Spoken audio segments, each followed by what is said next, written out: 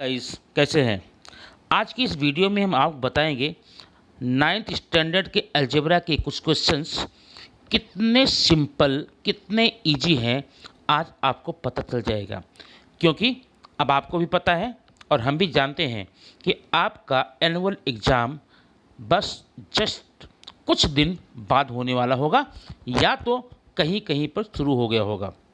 जो भी हो, आज की इस वीडियो को देख करके इस चैप्टर को आप अच्छे से समझ पाएंगे। इसके लिए आपको इस वीडियो को शुरू से लेकर के अंत तक देखना होगा। और हाँ, अगर आपको वीडियो आपके काम की लगती है तो प्लीज़ सब्सक्राइब करना न भूलें, लाइक करें, कमेंट करें और अपने दोस्तों में दबा कर शेयर करें ताकि आपके साथ साथ उनको भी इसकी जानकारी लाभ मिल सके। तो आइए बिना विलंब शुरू किए करते हैं। सवाल ये, पहला क्वेश्चन आपका देखेंगे यहाँ पर क्या है। फर्स्ट क्वेश्चन है, पहले और दूसरी संख्या का संक्षिप्त अनुपात लिखिए। Means write the shortened form और you can say write the reduced form of the first and second number. अब ये बहुत सिंपल है, पहले से पढ़ते चले आ रहे हैं। इसको करने का तरीका आप देख लें, बहुत आसान है। अगर आप पहली बार देख रहे होंगे तो भी समझ में आ जाएगा। कैसे, देखिए यहाँ पर है यहाँ 72/60। अब इसको रिड्यूस करने का, संक्षिप्त करने के कुछ और तरीके हैं। जैसे पहला, आप 72 का गुणनखंड कर लीजिए। अगर कर सकते हैं तो कैसे करेंगे, देखिए बता रहा हूँ। 72 को लिख सकते हैं 36 × 2। 36 को लिख सकते हैं 18 × 2। ध्यान देना, 18 × 2 × 2। ठीक है, इस प्रकार से छोटा करते चले जाइए। फिर वैसे 60 का क्या कर सकते हैं, 30 × 2। ठीक है, अब 30 को आप लिख सकते हैं 15 × 2 और यहाँ पर 2 ऑलरेडी है। इस प्रकार से आगे अभी 18 को और भी कर सकते हैं। ऐसा करके 2 आपका 2 से रिड्यूस हो गया, ये 2 इससे हो गया।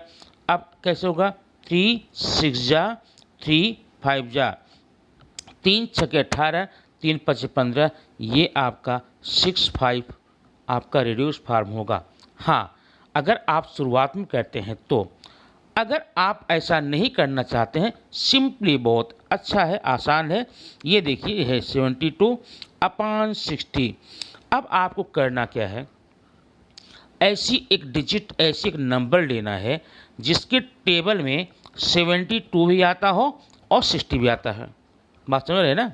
जैसे मैं अगर 12 आपको बताऊं, ये 12 लीजिए, तो 12 लेंगे आप तो 12 6 जा 62, 72 और 6 5 12 5 जा 60। आपका एक ही स्टेप में आ गया, आपका रिड्यूस फॉर्म हो जाएगा 6/5। अगर आप इतने बड़े टेबल को नहीं देखना चाहते हैं तो आप फिर देखेंगे इसको, आप क्या कर सकते हैं, यहाँ पर 72/60। अब देखिए क्या ये 2 से डिवाइड होगा, आप करिए देखिए 2 से। 2 3 जा, यहाँ पर आपका हो गया 6, यहाँ बचा 1 के पीछे ये 2 है तो 2 6 जा 12, आपका ये 2 से डिवाइड हो गया। अब 2 से इसे कीजिए, 2 3 जा 6, यहाँ पर 0। अभी फिर से ये 2 से कर सकते हैं, देखिए 2 1 जा 2, ये देखिए यहाँ पर। ठीक है, अब यहाँ 1 बचा हुआ ना, 1 के पीछे 8 6, 2 8 जा 16, यहाँ पर 2 से करिए, 2 1 जा 2, यहाँ 1 हुआ, 2 5 जा। अब फिर से कीजिए 3 6 जा एंड 3 5 जा 15। ये आपका रिड्यूस फॉर्म आ गया।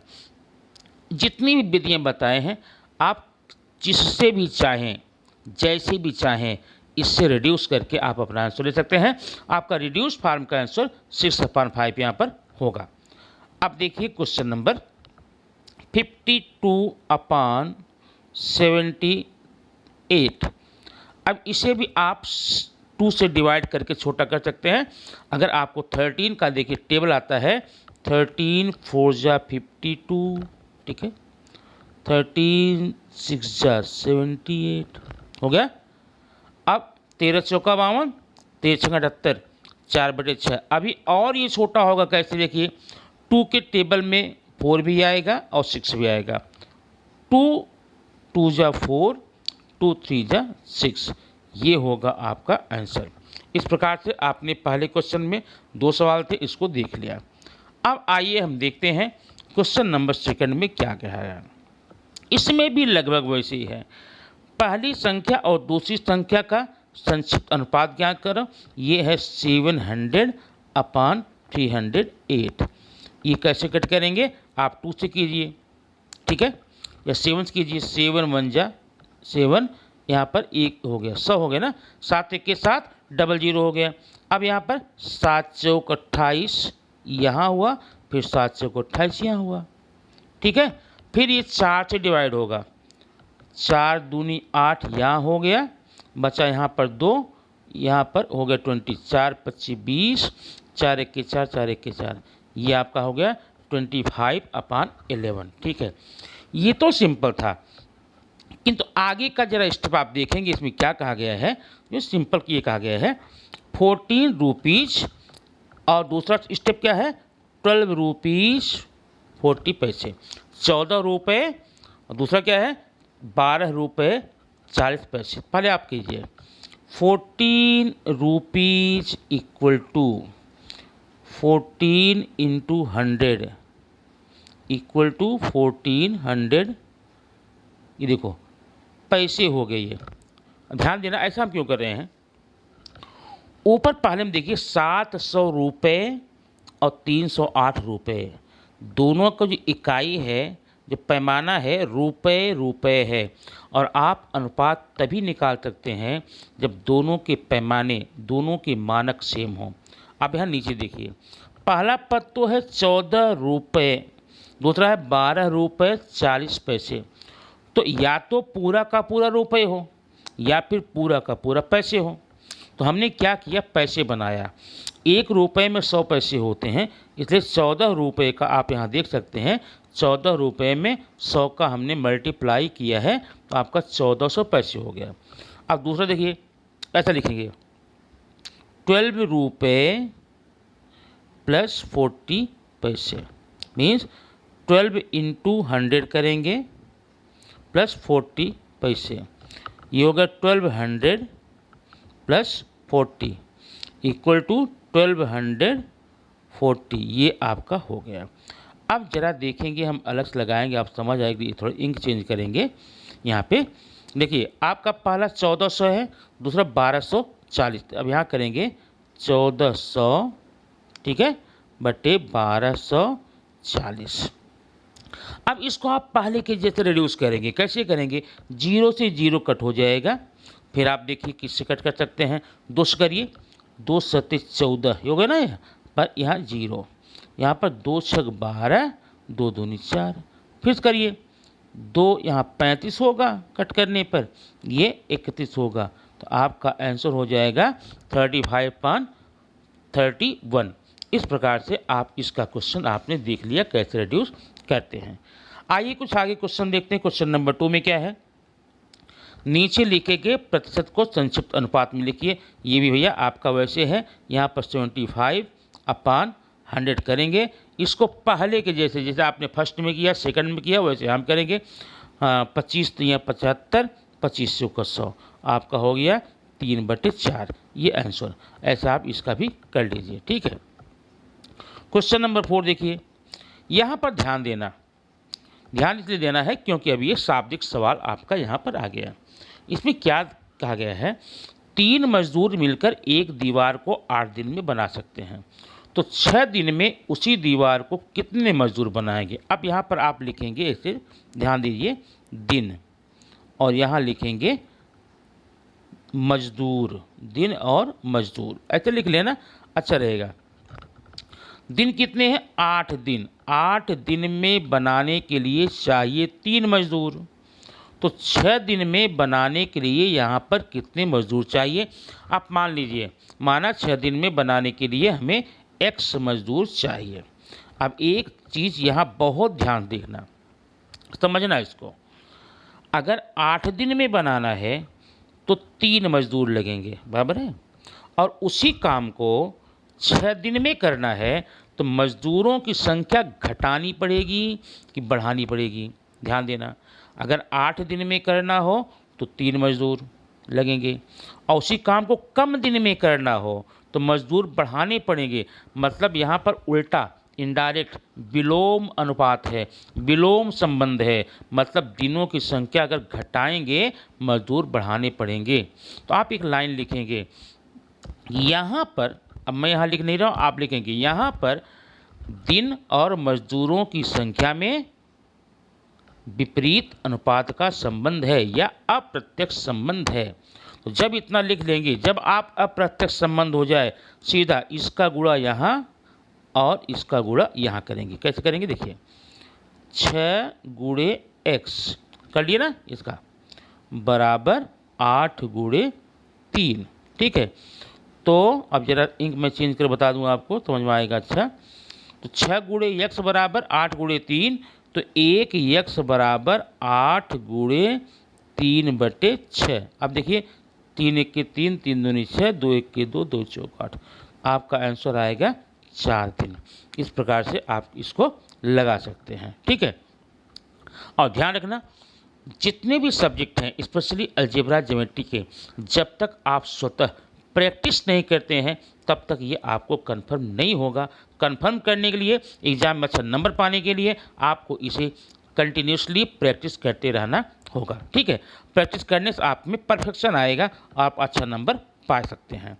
नेक्स्ट देखिए, यहाँ पर आपको इन संख्याओं को नीचे लिखे गए अनुपात को प्रतिशत के रूप में लिखो।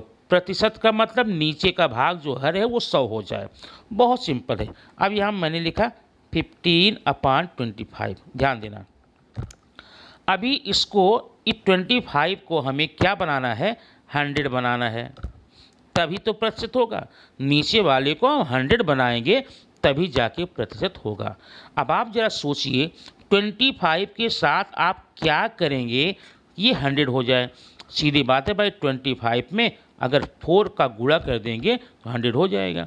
तो जब आप 25 में 4 का करते हैं, ऊपर वाले में वही मल्टीप्लिकेशन करना पड़ेगा। अब क्या हो गया देखिए, 15 चौका 60, 25 चौका 100। आपका आंसर हो गया 60%, ठीक है। जरा क्वेश्चन नंबर देखिए, सेकंड का क्या है, 47/50। आप समझ गए होंगे। ये देखिए यहाँ ऐसे बराबर कीजिए, यहाँ बट्टे कीजिए, यहाँ पर 100 कीजिए।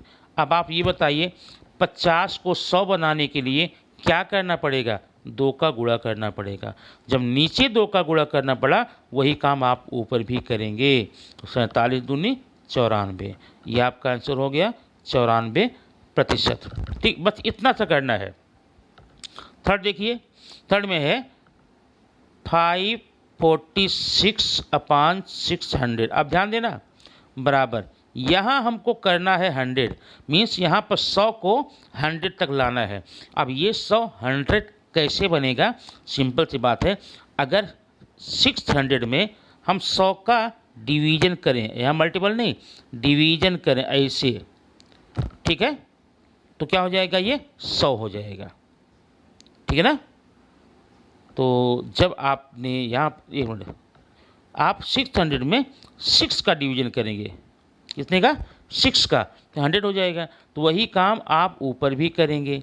6 का करिए, 6 9 54, यहाँ हो गया 6 की 6, ये हो गया आपका 91%। ये आपका क्वेश्चन हो गया।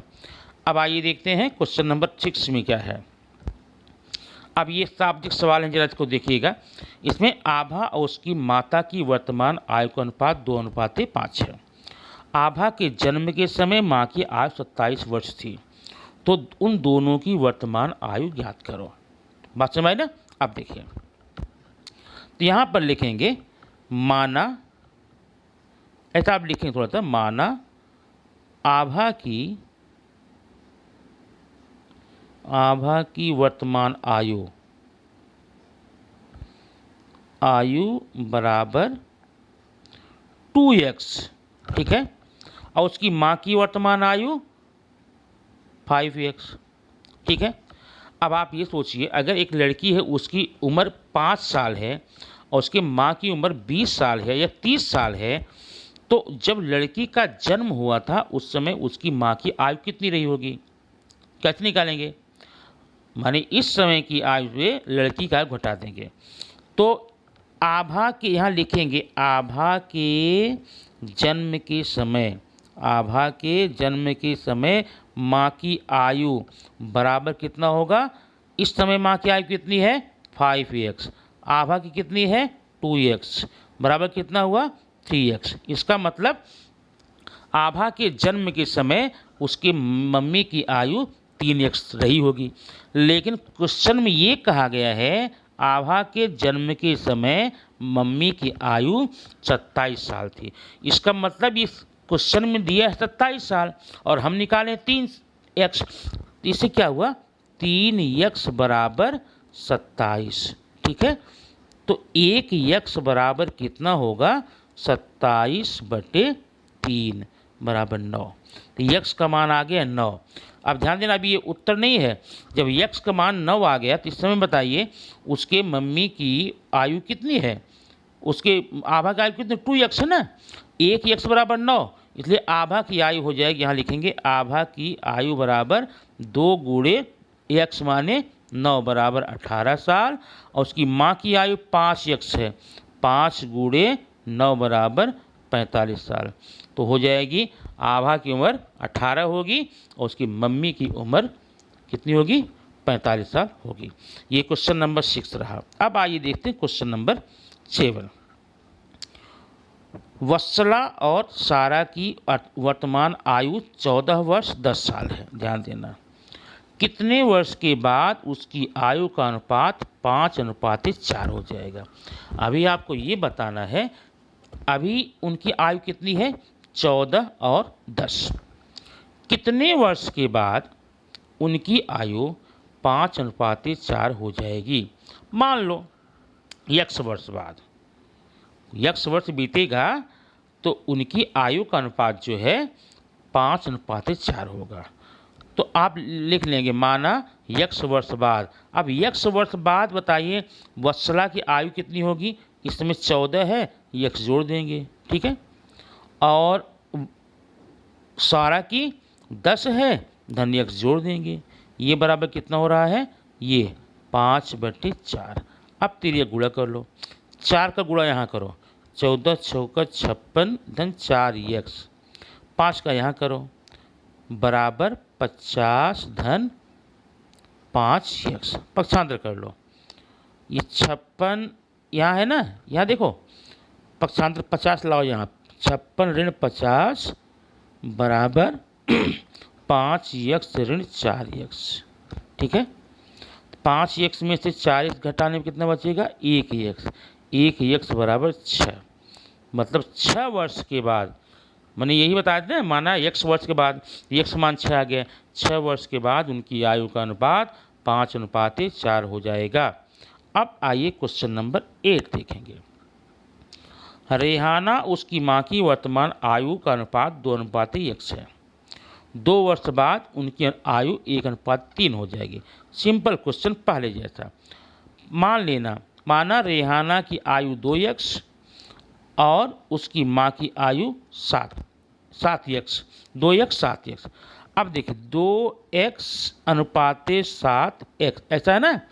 उसी में 2 वर्ष बाद, जब 2 वर्ष बाद होगा तो यहाँ 2 जोड़ देंगे, यहाँ 2 जोड़ देंगे, बराबर कितना रहा है? 1:3। अब इसका तिर्यक गुणा करो और लगा लो जैसे अभी आप लगा के आ रहे हैं। अब देखिए क्वेश्चन नंबर 9। एक समांतर चतुर्भुज है, उसका नाम ABCD है। उसके कोण A और B का अनुपात 5:4 है। तो B का मान ज्ञात करो। जब भी ऐसे प्रश्नों में अनुपात दिए जाते हैं, अनुपात को हम किसी अक्षर का गुणज मान लेते हैं या लिख देते हैं सीधे। माना कोण A बराबर 5x, ये देखिए 5x, और कोण B बराबर 4x। बात समझ आई ना? अब बताइए A और B कैसे कोण है? कोण A और कोण B समांतर चतुर्भुज के संलग्न कोण हैं, एडजेसेंट एंगल हैं। मतलब angle A plus angle B equal to 180। ठीक है, ए की वैल्यू कितनी है 5x + 4x = 180। बात समझ आया ना। अब 5 4 9, 9x = 180, तो x = 180/9, 9 2 जा 18, 20 आया। x का मान 20 आया। अब आपको पूछा कौन है एंगल b का मान। एंगल b कितना है 4x। तो देखिए यहाँ पर जरा इंक चेंज कर देता हूँ। एंगल b = 4x, ठीक है ना। 4 × x मान कितना है 20, ये हो गया आपका 80 डिग्री। इस प्रकार से आपने यहाँ पर इनके सारे प्रश्नों को देख लिया, ये कैसे लगाए जा सकते हैं, ठीक है। आगे के प्रश्न भी आप ऐसे करते जाएंगे, बहुत आसानी से सवाल आ जाएंगे, बहुत सिंपल सवाल आ जाएंगे। आप इन प्रश्नों को हल करके सॉल्व करके आप चेक कीजिए आपको कितना आया। और याद रखना, बार बार मैं कहता हूँ कि बिना प्रैक्टिस के आपका ये कन्फर्म नहीं होगा। प्रैक्टिस आप स्लोली 10 क्वेश्चन का नहीं करते, 3 का कीजिए, 2 का कीजिए, लेकिन प्रैक्टिस रेगुलरली करनी पड़ेगी। Thank you very much. फिर मिलते हैं ऐसे ही कुछ नई वीडियो के साथ।